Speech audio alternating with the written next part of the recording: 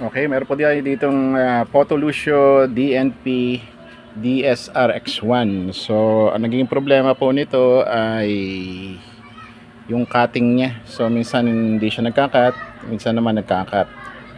So, upon checking, ang possible problem na mga ganitong klaseng issue, yung hindi naman siya mapurol eh.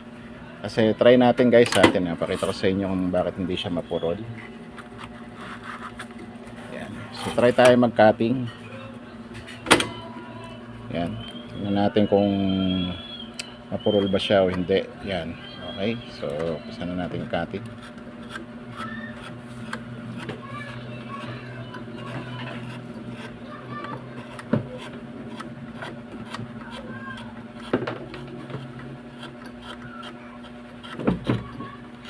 So, hindi naman siya mapurol.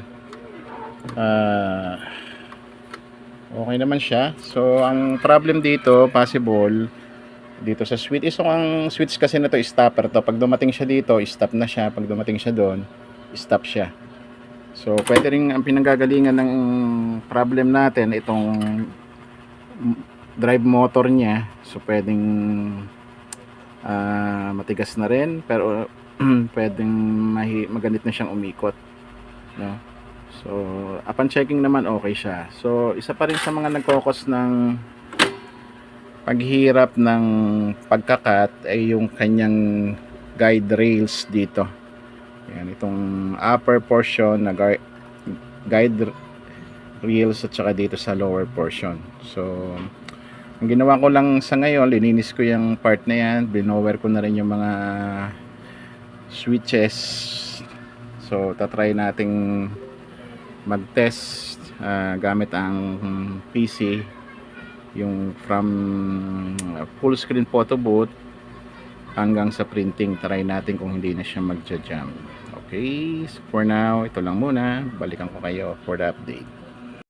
So ito guys, mag-actual testing na tayo. Itong Photolucio natin DSRX1, inayos na natin yung cutting niya. So test na natin kung mag-automatic print na siya in cutting. Okay, so test tayo ng ating photo booth software. Yan. So gamit natin yung ating Canon na camera. Yan, nakakonect yan dyan guys sa ating laptop. Ayan, nag-shot na.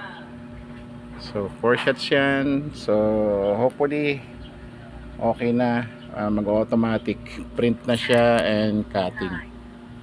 So, lininis na natin yung mga sensor, yung drive motor niya, at saka itong rails ay lininis na rin natin. So, sana okay na siya. So, pangalawang shot. So, dalawa pa.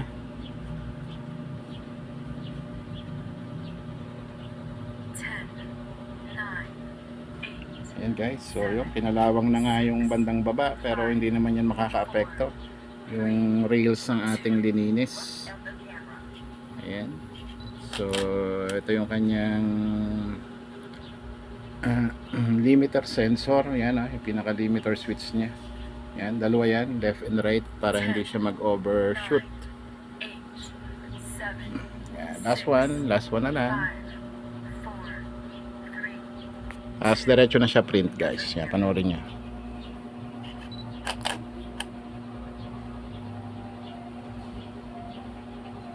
After nyan, printing na siya, diretso. Ayun.